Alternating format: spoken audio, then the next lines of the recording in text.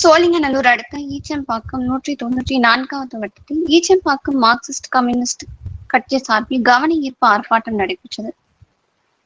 சோழிங்கநல்லூர் அடுத்த ஈச்சம்பாக்கம் 194வது வட்டத்தில் உள்ள தமிழ்நாடு அரசின் மக்கள் நல்வாழ்வுத்துறையால் இயக்கப்பட்டு வந்த இலவச அவசர சிகிச்சை மையத்தை எந்தவித முன்னறிவிப்புமின்றி மூடப்பட்டு சிங்கப்பெருமாள் கோவில் பகுதிக்கு மாற்றப்பட்டு இரவோடு இரவாக அனைத்து மருத்துவ உபகரணங்களும் கொண்டு செல்லப்பட்டது. அதிக விபத்துகள் நடக்கும் பகுதியான ஈசிஆர் சாலையின் அவசிய தேவைக்காக இருந்த அவசர சிகிச்சை மையத்தை மூடியதை கண்டித்தும், அதேபோல் 100 படுகைகள் கொண்ட பன்னோக்கு மருத்துவமனை சென்னை மாநகராட்சியால் உருவாக்கப்பட்டது.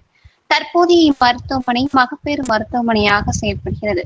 தற்போது இங்கு போதிய மருத்துவர்கள் நீண்ட காலமாக இல்லை என்ற அவலம் நீடித்து வருவதாக பல நேரங்களில் மக்கள் இயக்கங்கள் மூலமாக எடுத்துரைக்கப்பட்டும் சென்னை மாநகராட்சி நிரந்தரமாக மருத்துவர்களை உடனடியாக நியமித்திட வேண்டும் என்றும் இந்திய மார்க்சிஸ்ட் கம்யூனிஸ்ட் சிபிஐஎம் கட்சி சார்பில் கவன ஈர்ப்பு ஆர்ப்பாட்டம் மாவட்ட செயலாளர் வேல்முருகன் கண்டன உரை, கிளை செயலாளர் சாந்தா தேவி தலைமையிலும் நடைபெற்றது.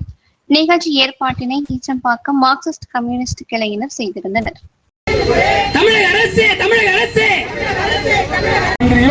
செக்ரட்டரி பேசினாங்கன்னா அடுத்த அரை மணி நேரத்தில் முடிஞ்சிடும். அடுத்த அரை மணி நேரத்தில் முடிஞ்சுன்னா அந்த ஆர்ப்பாட்டம் நான் நடத்தவே தேவையில்லை. இந்த சோழிங்கநல்லூர் விடமாட்டோம் செயல்பாட்டுக்கு வரும் வரை ஓய மாட்டோம் நடவடிக்கை எடுக்க முடிவு எடுத்திருந்தா இது அரை மணி நேரத்தில் 1 மணி நேரத்தில் செஞ்சிருக்க வேண்டிய விஷயம். எதுவும் புதுசாலாம் கிடையாது. ஏற்கனவே